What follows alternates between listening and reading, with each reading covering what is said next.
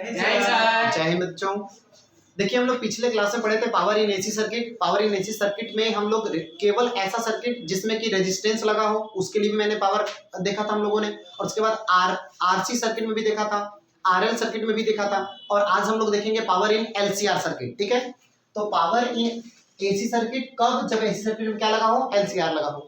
और हम लोग को पता है tan फाई के लिए ये फार्मूला होता है। अब इसकी क्यों जरूरत पड़ी है बाद में देखा जाएगा, फिलहाल ई हम जानते हैं, इसको ऐसे ही रहने दीजिए बस। बताइए, हमने फार्मूला डिराइव किया था power in AC circuit LCR के लिए, तो क्या आया था, P average equal to power dissipation ना। ये क्या है, power dissipation, power dissipation in LCR. चलो डिसिपेटेड लिख देते, बस काम खत्म। डिसिपेटेड इन एलसीआर, एलसीआर कहा गया है, जरूरी नहीं कि एलसीआर लिखे। बताइए क्या था ये फार्मूला था। अब ये बताइए यहाँ पे फाई क्या है। हम मैंने पिछले क्लास में बताया था आपको, cos फाई इज द, हाँ मैंने आपको पिछले क्लास में बताया था कि cos phi is the power factor, ये पावर फैक्टर है। और मैंने ये भी बोला था कि पावर मतलब, इसका मतलब क्या है पावर फैक्टर का, कि पावर जितना डिसिपेट हुआ है सर्किट में वो केवल वोल्टेज और करंट पे ही डिपेंड नहीं करता, बल्कि ये किस पर भी डिपेंड करता है, cos फाई पर भी। क्योंकि फाई क्या है, phase difference between voltage and current. Voltage आगे है कि करंट आगे है, कितना आगे है, इन बात पर भी पावर डिसिपेशन किसी भी सर्किट में डिपेंड करता है। तो बताएं, हम लोग चाह रहे पढ़ने की पावर डिसिपेशन एलसीआर में क्या होगा। तो देखिए केवल आर सर्किट हमने नोट में रुकेगा, नोट में हमने लोगों ने क्या पढ़ा था, स्पेशल कंडीशन भी कह सकते हैं, नोट कहिए चाहे स्पेशल कंडीशन कहिए। तो स्पेशल कंडीशन में हमने पढ़ा था, चलो स्पेशल कंडीशन लिखते हैं। स्पेशल कंडीशन पहला, स्पेशल कंडीशन, स्पेशल कंडीशन में फर्स्ट पॉइंट क्या, इफ आर मतलब रजिस्टर कंटेन्स ओनली, अगर केवल रजिस्टर लगा हुआ है सर्किट में, तो इस केस में बताइए, रजिस्टर के केस में phase difference between phase difference between voltage and I will be, बताइए कितना होगा बेटा, फाई इक्वल टू, बोलिए कितना होगा, सुयस आप बताएं, 0 होगा। गुड, तो अब यही वैल्यू पुट करिए ऊपर वाले डब्बे में। तो बताइए then power dissipation P average equal to, बताइए बेटा क्या लिखो, VRMS इंटू IRMS। हो सकता है कि बुक में यहाँ RMS नहीं लिखा होगा। अब क्यों नहीं लिखा होगा, मैंने पीछे ही बता रखा है कि हम लोग के सर्किट में जो वोल्टेज होता है और जो करंट होता है वो वोल्टेज और करंट नहीं, वोल्टेज और करंट का RMS वैल्यू होता है। क्योंकि वोल्टेज और करंट इंस्टेंटेनियस भी होता है, एवरेज भी होता है, हाफ साइकिल के लिए भी होता है, कंप्लीट साइकिल के लिए भी होता है। तो हमें कौन सा पढ़ना है, तो हमें पढ़ना होता है आरएमएस वैल्यू। अब बताया था मैंने रीजन क्यों, क्योंकि अगर आरएमएस वैल्यू नहीं पढ़ेंगे, हाफ साइकिल या फुल साइकिल के लिए पढ़ेंगे, तो कभी वोल्टेज एक्चुअल वैल्यू से उसके ज्यादा बताएगा तो कभी कम बताएगा। और एक अगर फुल साइकिल के लिए पढ़ेंगे तो घर में सर्किट में करंट है, वोल्टेज भी है, लेकिन वो 0 बताएगा, अछूत देंगे, टिपा जाएंगे, ठीक है ना। तो इसलिए देखिए P equal to VRMS into IRMS into cos phi का वैल्यू, फाई कितना है, 0, तो cos 0, बताइए cos 0 का वैल्यू बेटा 1, तो हाँ cos 0 अब यहाँ से आएगा P equal to VRMS into IRMS। एक बात बताइएगा, cos फाई का कितना वैल्यू, यहाँ से इसका वैल्यू मैक्सिमम वैल्यू कितना होता है, इसका मैक्स वैल्यू कितना होगा बताइए, cos फाई का, cos का मैक्सिमम वैल्यू कितना होता है, +1। cos का मैक्सिमम वैल्यू कितना होता है, +1। sin का मैक्सिमम वैल्यू कितना होता है, वो +1 होता है, सही है ना।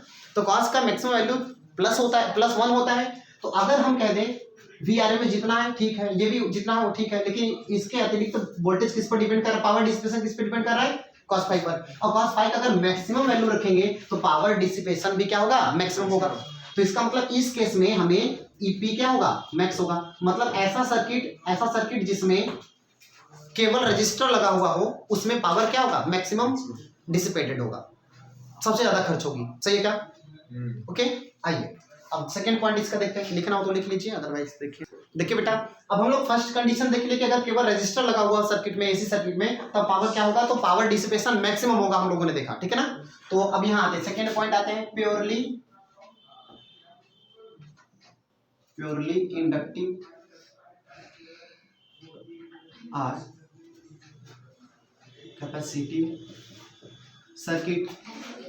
अगर एक ऐसा सर्किट लें, शांत रहे बेटा, देखिए अगर हम एक ऐसा सर्किट लें जिसमें क्या लगाओ, या तो इंडक्टर लगाओ या तो कैपेसिटर, कोई एक, तो बताइए इन दिस केस जरा बताइए फाई इक्वल टू क्या होगा, पाई बाई टू, सही है ना, दोनों में पाई बाई टू होगा, बोलिए ना। अगर इंडक्टर होगा तो इंडक्टर में करंट आगे कि वोल्टेज आगे, इंडक्टर में वोल्टेज आगे कितना, पाई बाई टू, करंट पीछे होता है ना। कैपेसिटर में करंट आगे कितना, पाई बाई टू, वोल्टेज कितना पीछे, पाई बाई टू। तो फिर भी दोनों केस में फेज डिफरेंस कितने का है, पाई बाई टू का, चाहे वो प्योरली इंडक्टिव सर्किट हो चाहे प्योरली कैपेसिटिव सर्किट हो, दोनों में फाई का वैल्यू पाई बाई टू होता है। देन अरे इस केस में क्या होगा, देन एक मिनट आ रहा है कि नहीं, हाँ, phi equal to pi by two होगा, तो then cos phi equal to, phi की जगह क्या लिख दे, pi by two, cos phi by two का वैल्यू बताइए, कॉस पाई बाई टू 0। तो बताइए यहां से हम तो 0 होगा, then power dissipated in the circuit equal to क्या हो जाएगा, P average equal to V R M S into I R M S, यहाँ से कॉस पाई बाई टू, यहाँ फाई की जगह ना पाई बाई टू, तो बताइए कितना आया, कॉस पाई बाई टू का वैल्यू 0 है ना, ये देखेंगे ना, कॉस पाई बाई टू हो जाएगा यहाँ पे, और कॉस पाई बाई टू का वैल्यू 0 है, तो पूरा क्या आया, 0 आया। तो P equal to V R M S या आई आर एम एस हो तो into 0 equal to power dissipation 0। एक मिनट, इसका मतलब ये हुआ कि इसमें कोई पावर कंजप्शन हुआ ही नहीं, इस सर्किट में पावर खर्च हुआ ही नहीं। इसका मतलब कि इसमें जो वोल्टेज है, इसमें इसी को, इसका मतलब कि अगर पावर डिसिपेशन नहीं हुआ तो वोल्टेज खर्च ही नहीं हुआ, तो और इसमें मतलब करंट फ्लो किया ही नहीं, इसमें करंट फ्लो किया ही नहीं, क्योंकि अगर करंट फ्लो करेगा तो V equal to I R होता है ना बेटा, रेजिस्टेंस कभी भी 0 नहीं हो सकता, हाँ या ना, यस सर, रेजिस्टेंस कभी भी 0 नहीं हो सकता। अब वोल्टेज अगर यहाँ पे बात करें, वोल्टेज हमारा पावर डिसिपेशन ई बताइएगा, P equal to V I होता है कि नहीं, बस ये बताइए, P equal to very important V I, P equal to जब आप वी आई पढ़े हैं, 10th से पढ़े आ रहे हैं, याद करो 4000 साल पहले पढ़ा, 4000 साल पहले पढ़ाए थे हम, P इक्वल टू वी आई, कहाँ से आया, प्रूफ करके भी दिखाया था, सही है ना। इधर सुनना, तो आई तो, अरे भाई सर्किट में करंट तो फ्लो कर रहा है ना, आई कहाँ 0, आई तो 0 नहीं है, वोल्टेज भी 0 नहीं है, देखिए आई 0 है नहीं, अब वोल्टेज 0 है नहीं, लेकिन सुनना, तो फिर भी ये फाइनल हमारा 0 आ रहा है, तो अगर पावर 0 है तो एक बात बताना, आई 0 नहीं तो क्या 0 होगा, वोल्टेज 0 हो गया, तो तभी नहीं वैल्यू 0 आएगा, तो वो सब छोड़िए, बस यहाँ बताइएगा। इसीलिए इस करंट को, ये करंट खर्च ही नहीं हुआ, तो इसका पावर क्या है, 0 है, तो अगर पावर 0 है तो हम इसको कहते हैं, पावर का यूनिट क्या होता है, वाट ना, नहीं जूल कह सकते हैं, लेकिन कैसे, जूल पर सेकंड कहिए, क्योंकि P इक्वल टू बेटा power equal to rate of work done, तो वर्क यूनिट जूल, और नीचे ना, तो बताइए यहाँ से, तो अगर मैं यहाँ पे कहूँ कि इसका अगर पावर कितना खर्च हुआ, 0, तो मतलब पावर है ही नहीं इसमें, इस सर्किट में, तब तो पावर है ही नहीं, तो पावर नहीं है तो इसको क्या कहेंगे, वाटलेस, वाट, अरे पावर का यूनिट क्या होता है, वाट होता है, वाटलेस पावर है। अब जो करंट इसमें फ्लो की तो उसका कहेंगे वाटलेस करंट, है ना। इन दिस कंडीशन जो करंट फ्लो करती है सर्किट में उसका कहते हैं वाटलेस करंट कहते हैं। अब बताइएगा हम लोग के सर्किट में जो, जैसे हम लोग नाइट बल्ब हमारे यहाँ लगा होता है हम लोग के यहाँ, तो नाइट बल्ब को हम लोग क्या मानते हैं, वो 0 वाट का होता है, उस बल्ब को हम लोग क्या कहते हैं, 0 वाट का। इसका मतलब क्या हुआ, वाटलेस करंट मतलब पावर क्या होना चाहिए उसका 0, मतलब वो कोई भी पावर खर्च नहीं करता, मतलब उसको नाइट बल्ब को अगर आप लगा के 0 वाट का सो रहे हैं तो मतलब कि वो कोई बिजली कंजप्शन किया ही नहीं। Is this possible in actuality, क्या रियलिटी में पॉसिबल है, क्या ऐसा नहीं, आप बताएं क्या 0 वाट का बल्ब बिजली कंजप्शन नहीं करता, 100 ठे बल्ब लगा दे 0 वाट का, 4 ठे बल्ब लगा दे, सब रूम में 4 ठे, नहीं रात में हम लोग खाली 0 वाट का ही बल्ब यूज करें, 4-4 5-5 बल्ब खाली नाइट बल्ब, ये वही बल्ब यूज करें, 0 वाट का बल्ब यूज करें सब में, ठीक है। तो क्या मतलब कि हम लोग का हाँ बिजली भी नहीं आएगा।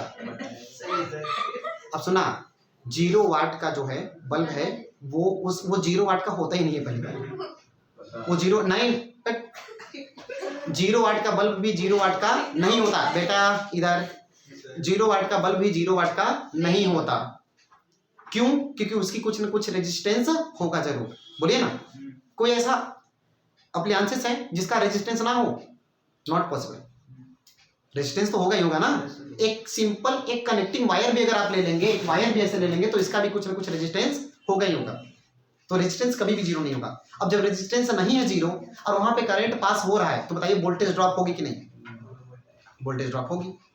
तो वोल्टेज ड्रॉप होगी तो मतलब कुछ ना कुछ बिजली बिल आएगा ही आएगा। तो जो हम 0 वाट का कहते हैं वो सिर्फ इसलिए कहते हैं क्योंकि वो क्या है, पी आया है 0, ठीक है ना, लेकिन वो एक्चुअल में 0 नहीं होता, कुछ ना कुछ उसका वैल्यू जरूर होता है। तो बताइए इन दिस कंडीशन जो करंट होगी उस करंट को क्या कहेंगे? Wattless current. तो इसमें इस समय जो चाहे प्योरली इंडक्टिव सर्किट हो चाहे प्योरली कैपेसिटिव सर्किट हो, उसमें जो करंट फ्लो करेगा उसको कहेंगे हम लोग वाटलेस करंट कहेंगे ना, वाटलेस करंट। क्यों वाटलेस करंट? क्योंकि उसकी पावर क्या है? 0 वाट की पावर से वो चल रहा है ना। तो 10 in this condition the current, thus in this current, अब बेटा अब 2 घंटा में मार देंगे और रिंगटोन शुरू हो जाएगा आप लोग का, अब वही लगा लेना इधर। in this current in this condition the current flowing in the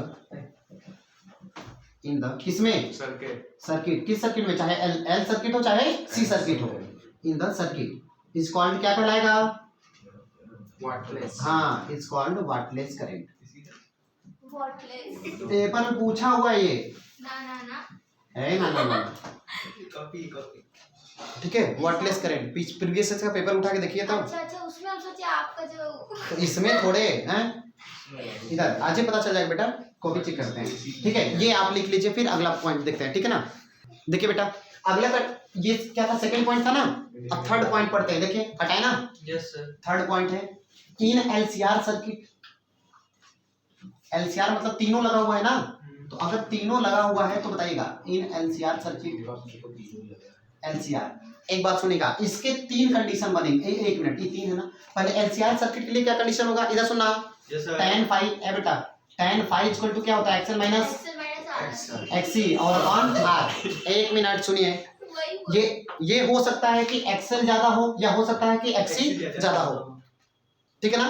तो इस पर डिपेंड करता है इसके अकॉर्डिंग। इधर इन दिस केस tan phi या phi may or may not zero,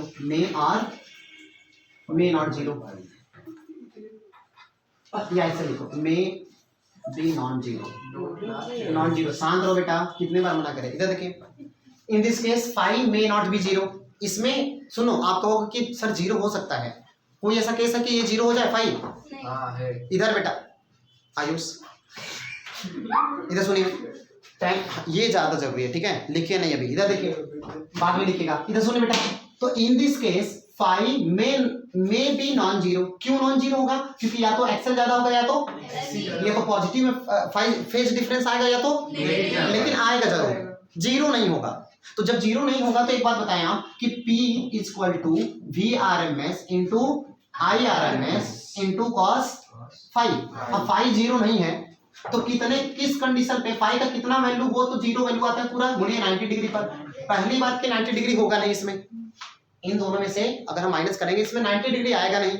90 degree केवल या तो इंडक्टिव वाले में या तो फिर कैपेसिटिव वाले में आता है, ठीक है ना। दोनों लगा हुआ तो आएगा नहीं, तीनों लगा हुआ है एलसीआर। तो अब इस केस में इसका वैल्यू कुछ ना कुछ आएगा जरूर, चाहे पॉजिटिव है चाहे नेगेटिव। मतलब कि in this condition some power will be dissipated. नहीं जीरो कैसे, कुछ न कुछ पावर डिसिपेट होगा जरूर, बस इतना ही बात लिखनी थी, ठीक है ना। तो some power will be dissipated in this case.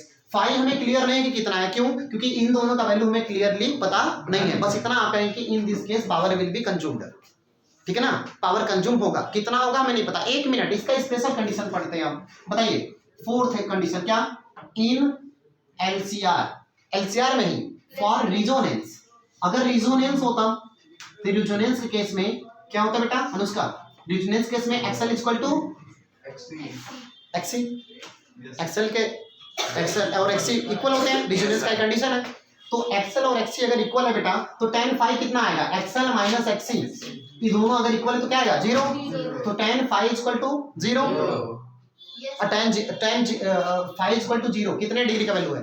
0 हाँ बेटा 1 डिग्री का फाई कितना आएगा ये बताओ? tan phi 0 आएगा। यहाँ से tan पहले एक्सएल इक्वल टू एक्सी है, therefore tan phi equal to क्या आया? 0 आया ना, 0। tan कितने डिग्री का वैल्यू 0 है? बोलिए, पता नहीं, बताइए, मैथ वाले हैं ना, बताइए पहले। इधर देखिए बेटा, तो यहाँ से tan phi इक्वल टू क्या आया? 0। तो tan कितने डिग्री का वैल्यू है ये? 0। तो phi का वैल्यू क्या आएगा? 0। सही है ना, 0 आ गया। तो अब बताइए यही वैल्यू अगर हम उसमें पुट कर दे फार्मूले में, इधर मैथ वाले तो सुना, हाँ यहाँ से यही वैल्यू में, इसी वैल्यू में, ये मेरा हम लोग का मेन फार्मूला था, इसमें चलिए इसका वैल्यू रखे फाई का। बोलिए बताइए क्या आया? यहाँ तो जगह है नहीं, चलिए ऊपर ही लिख देते हैं। तो इस केस में पावर, एवरेज पावर कंजप्शन या dissipation equal to VRMS into IRMS into cos phi. एक मिनट, इसमें फाई कितना आया है? 0। ठीक है ना? या ऐसे भी तो कर सकते हैं आप लोग कि रिजोनेंस के कंडीशन में, रिजोनेंस कंडीशन में एक्सएल और एक्सी बराबर हो गए थे, खत्म, रेजिस्टेंस बचा और करंट बचा, तो दोनों के बीच का फेज डिफरेंस 0 ही ना आएगा। प्रूफ करके भी दिखाए थे।